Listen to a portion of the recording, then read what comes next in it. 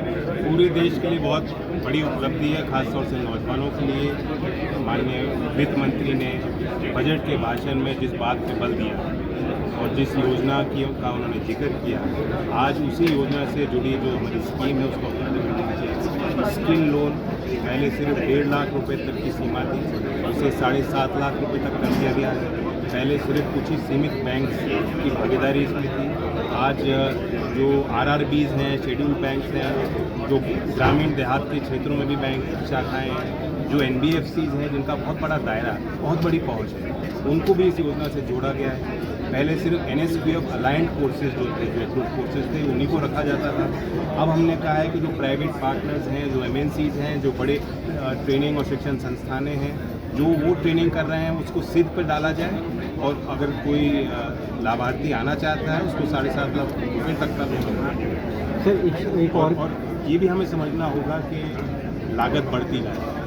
जो future skills की demand अब इंडस्ट्री से आ रही है, इंडस्ट्री 4.0 की हम बात कर रहे हैं, और आने वाले 10 साल में मशीन लर्निंग, एआई, अब हम ड्रोन की बात कर रहे हैं, नई टेक्नोलॉजी जिस स्पीड से आ रही है, उसके लिए हमें कौशल विकास के अपने सिस्टम्स को भी देखना होगा।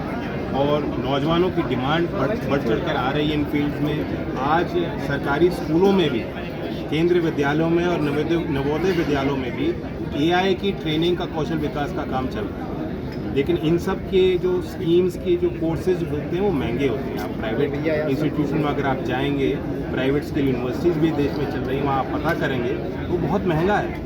तो आम छात्र के बहुत से वो चीज़ें बाहर थी, अब उन्हें सुलभ किया। सर ये कोलैटरल भी होगा, कोलैटरल कोई लगेगा, और क्या परसेंटेज ऑफ इंटरेस्ट होगा? 75% गारंटीड है।